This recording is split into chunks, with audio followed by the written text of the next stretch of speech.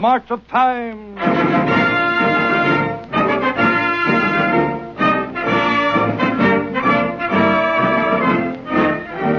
Life, the magazine of pictures, is edited to show intelligent American families the news of the week and the ways of the world's people.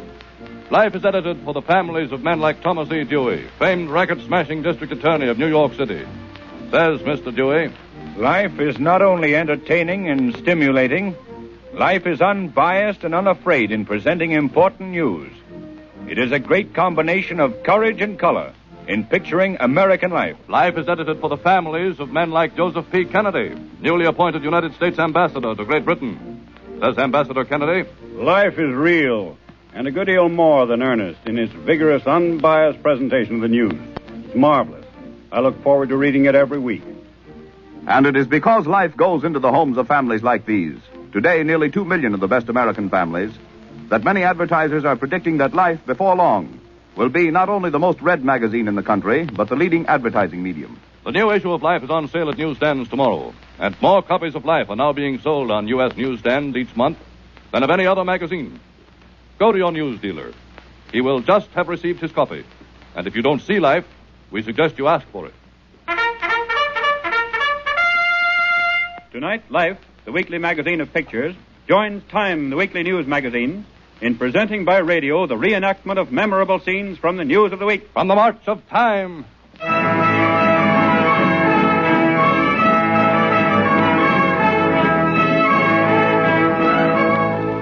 The Philippine Islands. This week in Manila comes the climax of a story which begins on a corner of the Calamba Sugar Estate, bordering the Manila Golf Course, where Filipino washerwoman Dominga Capati is scrubbing clothes as a caddy approaches her. Hey! Did you see a golf ball come out this way? What? Oh, that little white ball they hit around over there? Yes. Did you see it? No, I did not. And if you ask me, a sensible people ought to find something better to do with their time than walk around in the hot sun. Hit the ball. Go look for it. Hit it again. Foolishness. Easy to talk with when you've never tried it. Try it? Huh. But if I did, I would hit it harder than those big fat men. Those women with their little thin arms. You could not even hit the ball. Oh, you think so, huh? All right. Just put a ball down on the ground there. Go ahead. Put the ball down on the ground. Now, give me one of those sticks. Now, stand back out of my way. There! Now, get along and don't bother me. I've got work to do. Hey, wait. Let me see you do that again. Okay. 250 yards. Here, try another.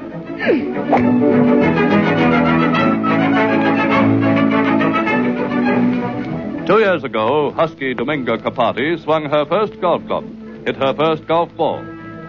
This week, in the roster of entries in the Manila Women's Open Golf Tournament, Capati, Dominga, age 25, nationality, Philippine, club affiliations, none, occupation, washerwoman.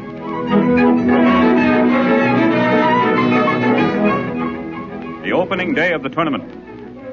up to the first tee steps Dominga Capati, only native Philippine entry in the match. She tees up her ball, looks once down the fairway, swings.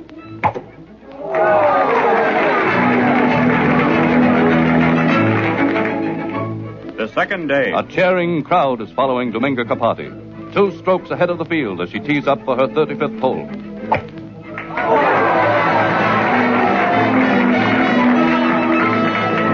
The final day. Dominga Capati is 4 strokes ahead of her nearest competitor, socialite Jean Morgan, as she prepares to putt on the 72nd and final hole of the tournament. Quiet, please. Quiet for Senorita Capati.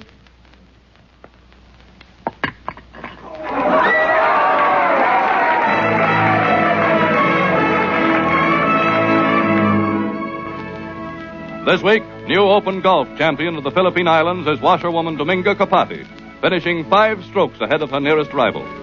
The first Filipino ever to win a golf championship. And at week's end, back at her washboard, says champion Capati, I get driving muscles scrubbing up and down like this. And my wrist wringing out the clothes like this. And the putting, well, that just seemed to come natural. 1938, marches on.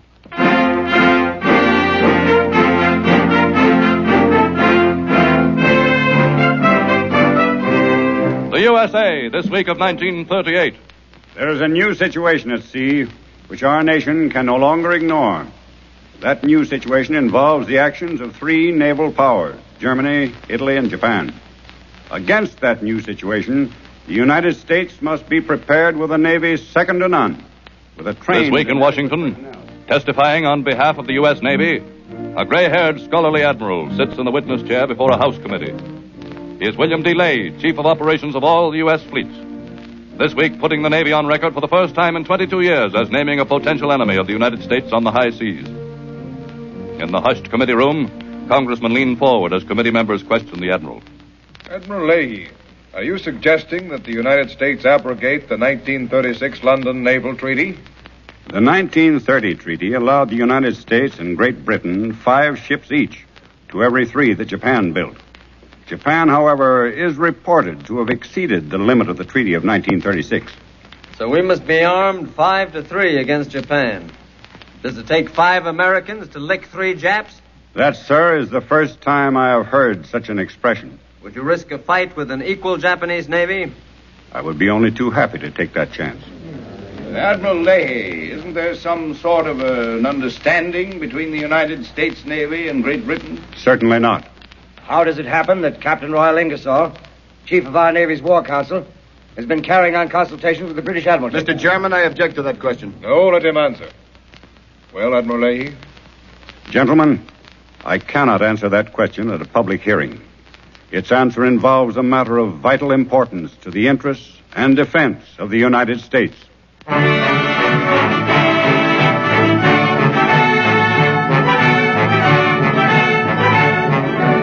But 24 hours after Admiral Leahy's refusal to answer the question of the U.S. Navy's secret business with the British Admiralty, from the office of Secretary of State Cordell Hull has issued a terse announcement.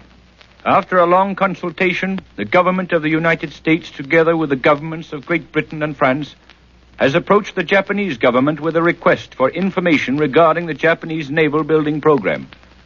If no reply is received by February 20th, the United States, Great Britain, and France will consider themselves free to adopt naval armament plans without limitation.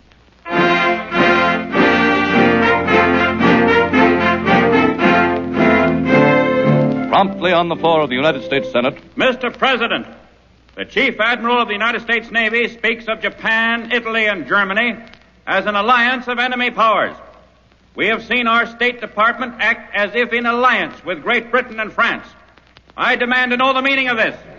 The Senator is jumping to conclusions, and I can assure the Senator on the word of the Secretary of State that we have not entered an alliance or combination of any kind with any foreign power. Mr. President. Senator Famato. The important thing is that it looks as if we were allying ourselves against an enemy. And when other nations see that we are building a navy, the like of which has never been seen in time of peace, they can draw but one conclusion. These things cannot be whistled down the wind. These things lead to war. Mr. President, the governments of Japan, Germany, and Italy are each and every one embarked on wars of conquest. If the democracies act together, there is nothing strange about it. As for the United States, we must be prepared without alliance to destroy any power that dares to attack us.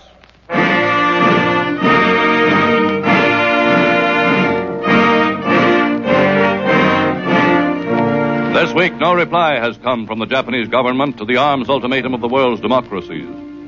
But unofficially, well knowing Japan's plans for 43,000-ton ships with 18-inch guns, the U.S., as of this week of 1938, has officially entered the world's armament race for the first time since the World War, with the greatest sustained naval building program in U.S. history. And this week, official Washington studies new results of the American Institute of Public Opinion's nationwide poll. Tabulations received in our recent survey indicate that the American people are by overwhelming majority against war and against foreign alliances. Yet a majority of 74% of the American people favor a navy second to none. Time marches on.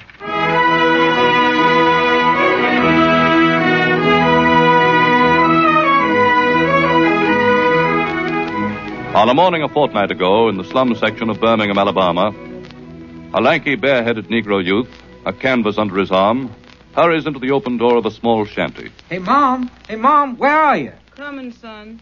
I'm coming. Oh, where are my paintbrushes? What'd you do with them? Dan, Gustus, what's all the excitement about? What do you want with them brushes again? You remember this picture I done called Morning? Yeah? Well, I'm going to enter it in that competition they have them for young artists. You gonna do what? That's right. Miss B had my picture hanging in the bookstore downtown.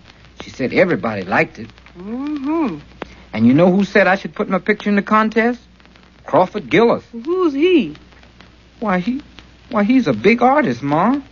Augustus, that there exhibition is for white folks.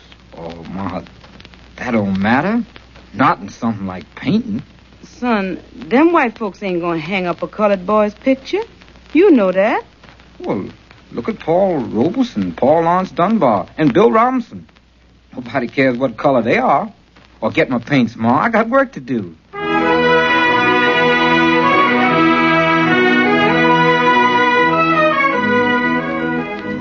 Mr. Augustus Williams, dear sir, your entry number 230 titled Morning has been accepted by the Women's Civic Club as a part of the Birmingham division of the International Exhibition of Young Artists.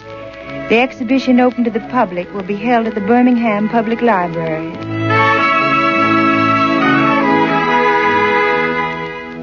Promptly hung in Birmingham's public library is the picture Morning, landscape watercolor by young Negro Augustus Williams.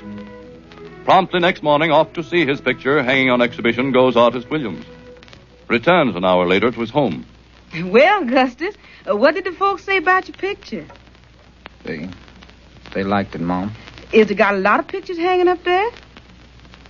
Not so many. Well, how'd yours look? It look good against the rest? I guess so. Augustus, what happened when you got there? Nothing, Mom. The guard just said niggers weren't allowed, that's all.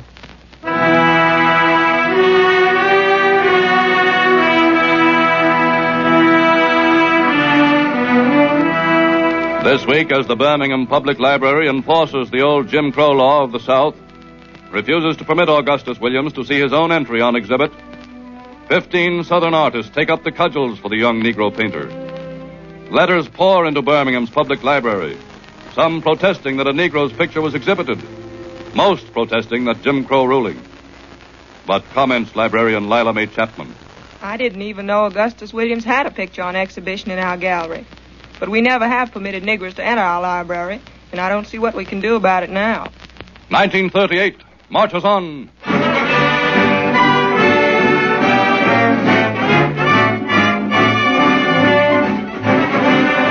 New York City. The small businessmen of this country are going to Washington and make history. We're going to get a hearing. We're going to tell the president what's what. We're going to punch and punch hard, holler, and holler like hell.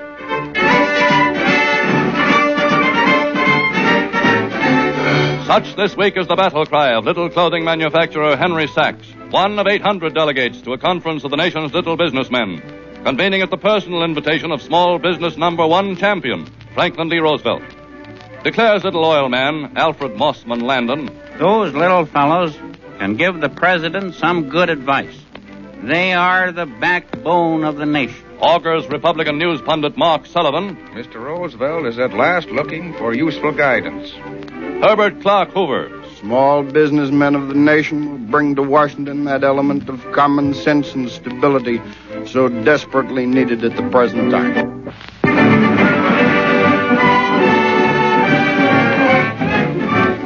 This week in Washington, on the platform of the Department of Commerce Auditorium, benignly beaming Secretary of Commerce Daniel Roper welcomes the delegates to the Conference of Little Businessmen. I am proud to stand before this splendid group of American citizens. It is a privilege indeed to see with what genuine enthusiasm you have come together to offer your plans and advice. It is indeed an occasion which I shall long treasure among... Louder! Louder! I can't hear you in the back. I'm doing my best, but will you take your seat, please? No, we won't take our seat. We came to be heard, not to listen to Please, will you listen to me? I'm not going to make a speech. I merely want to suggest... Down in front! This is down in front! We haven't had a prayer. It's a monopoly! Please take your seat.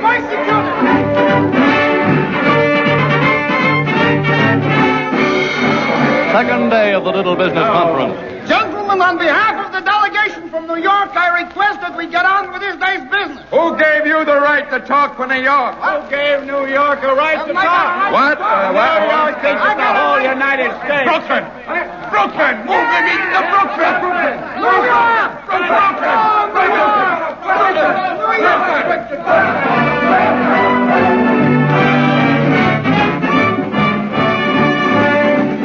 Third day of the Little Business Conference. Mr. Chairman! Mr. Chairman! Order! Sergeant at Arms, throw that man out! Free speech!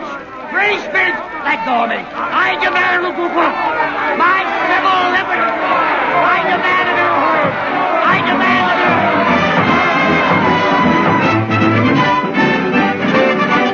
home. But at week's end, Little Business gets down to serious business. Presents to Franklin Roosevelt its official 23-point program. Number 1 point on the program of Little Business. Repeal of the corporate surplus tax. Number 2 point. Amendment of the Wagner Labor Relations Act. Number 3 point. Cheaper loans to small business for new plant and equipment. Other points on the Little Business program. Federal economy, social reform, government hands-off business, big and small. And at week's end, comments New York Times correspondent Arthur Kroc. The week had plenty of little laughs at the expense of little business. But the big laughs were on the big men who've been beating the drum for the little men. And the biggest laugh was on the big man who invited the little men to Washington, Franklin D. Roosevelt. Time marches on.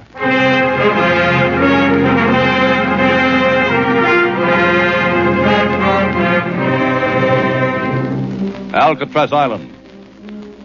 In the most grim and formidable of U.S. penitentiaries, one night this week, 2 guards approach the entrance to the cell block.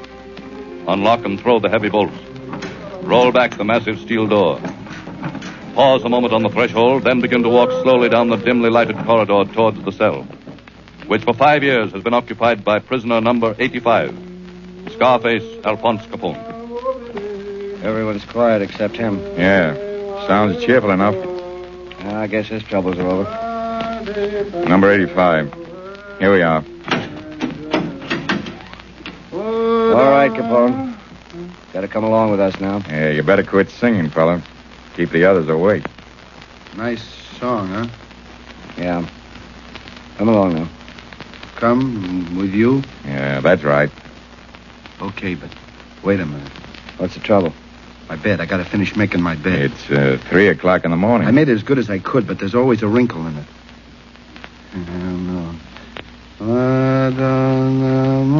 Come on, Al. We'll send a guy down to fix your bed. Okay. But I ought to smooth it out a little. Don't you think I ought to before I go?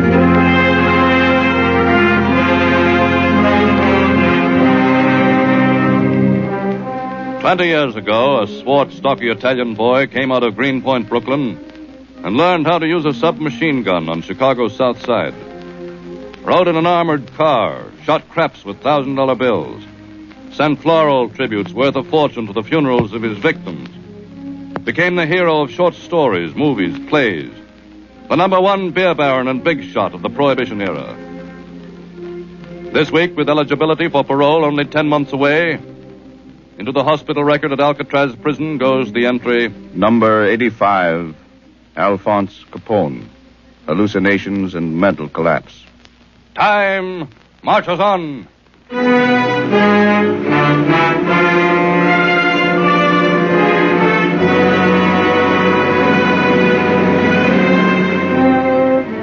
Berlin, Germany.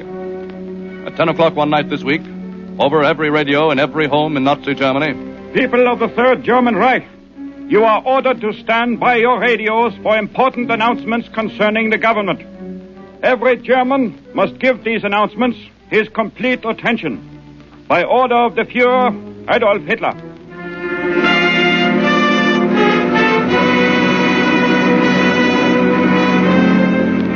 Such is the first hint to come to the German people of the events of a momentous week in Nazi German history. A week which brings to a climax the 5 years of growing friction between the Nazi political party of Adolf Hitler and old-line conservatives of the German army and aristocracy. A week which begins when into the private chancellery office of Adolf Hitler walk 6 Reichswehr generals, led by Chief of Staff Ludwig Beck and bemonocled Prussian Field Commander Werner von Frisch. We have come to you on certain grave matters which concern not only the army, but all Germany, Reichsführer. Of course, gentlemen. The aid we have been giving to General Franco in Spain, Reichsführer. Gentlemen, General Franco is combating the menace of Bolshevism, the greatest menace in the world today. Reichsführer, we have much to lose in Spain, nothing to gain. We have drained the resources of the German army to help a doubtful cause. It is time to call a halt. Is this the feeling of the army? It is the feeling, Reichsführer, not only of the army, but of your ambassador to Austria, von Papen, your foreign minister, von Neurath, of many of the highest men in the Third Reich. So, von Papen, Neurath, I see. The alliance with Italy. Again, we feel it is of doubtful value. And the persecutions of the church. In the past, the German people have fought and have suffered with faith in God. Germany cannot abandon that faith now. We trust, Reichsführer, that some action may be taken on these matters as soon as possible. And if such action does not meet with my approval? In view of the feelings of the army, Reichsführer, we have every confidence that your approval will be granted.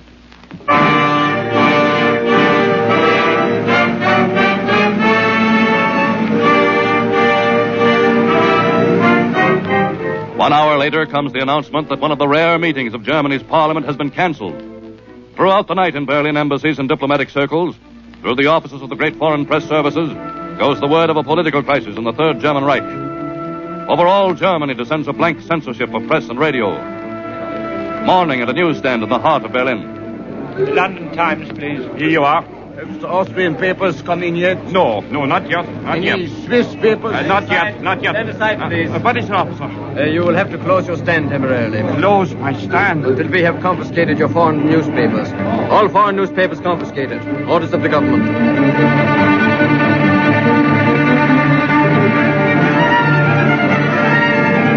All through the following night, lights blaze at the Chancellery. Chief of Police Heinrich Himmler comes and goes. 3 o'clock the next morning, the German embassy in Vienna, post of conservative aristocratic Franz von Papen. Hello? Berlin calling Your Excellency. Go ahead, Berlin. Hello? Papen, this is Ribbentrop. Oh, yes. You are ordered to return to Berlin at once, Herr von Papen. Return to Berlin? But Ribbentrop, I can do that only on the orders of the foreign minister. I have just been appointed foreign minister by the Führer. Yeah, but You are hereby relieved of your post as ambassador to Austria, Herr von Papen. You will return to Berlin at once.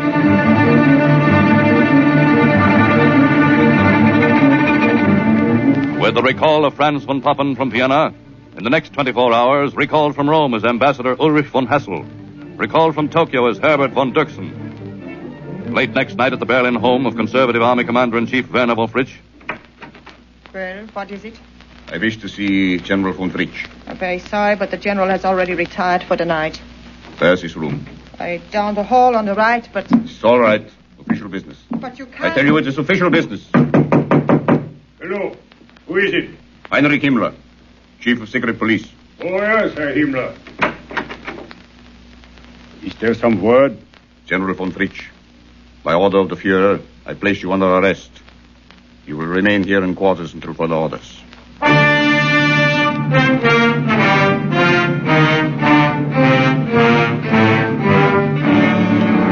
So at week's end, with the arrest of Werner von Frisch, conclude 6 days of virtual rebellion of conservative army officers against the authority of Adolf Hitler.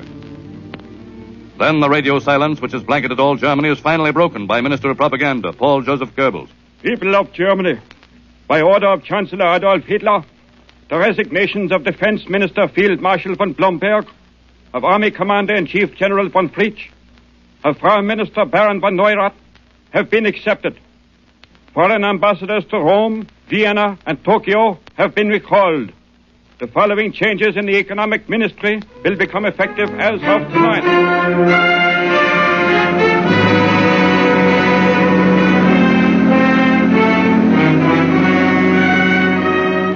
In 6 days this week, Adolf Hitler completes a swift, secret purge of approximately 180 rebellious conservatives of the German Army and Diplomatic Corps. In 1934, Adolf Hitler carried out an equally swift but bloody coup, which saw the execution of hundreds of his own Nazi party members.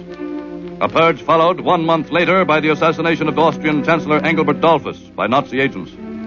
Followed 11 months later by the abrogation of the Versailles Treaty clauses, which launched Germany on her program of rearmament. This week, whether the purge of 1938 presages new German adventures in Austria, in Czechoslovakia, in Spain, is known only to the Führer. And with rumors tonight of open revolt among officers and men of Berlin's crack Prussian regiments, only hint of the future course of German destinies is the statement to his people of Adolf Hitler. Henceforth, I, personally, will exercise direct command of the entire armed establishment of the Third German Reich. Time marches on.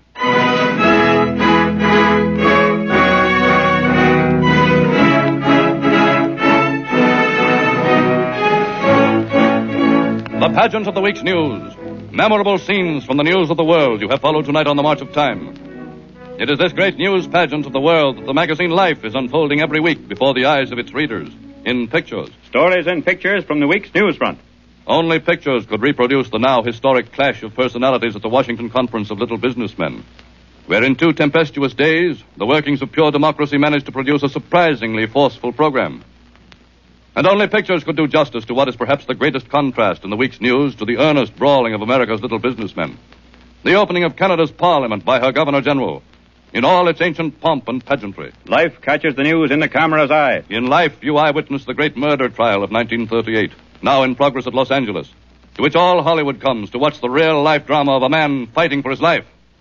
In Life, you watch all Egypt celebrate the marriage of its young king to his most beautiful subject. And in Life, you watch Japan's sacred Buddhist service of thanksgiving for the fall of Nanking. Life takes you abroad. In Life this week, you will see the almost unbelievable details of Europe's new world war of the airwaves. A war between fascism and democracy, in which the weapons are words and the battlefields extend to this country and to South America. Life goes to the movies. Life shows you what Hollywood is doing to make over the beautiful Robert Taylor into a He-Man for masculine consumption. And most timely and significant of all, Life shows you the life and death of Abraham Lincoln. In a remarkable collection of 30 photographs, Life recreates a living record of the titanic struggle and tragic death of America's great president. You will be amazed, as Life was amazed, that such excellent photographs were taken so long ago. And in them, Life shows you Lincoln's second presidential campaign and inauguration, his meeting with McClellan at Antietam, making his deathless speech at Gettysburg, and the nation in mourning at his death. Every American man and woman and every growing American child will want to see these historic news photographs of Abraham Lincoln and his contemporaries, published in Life tomorrow, on the eve of the nation's celebration of his birthday on Saturday. These are but a few of the week's news stories, which Life's new issue covers in words and pictures. Be sure of getting a copy. Ask your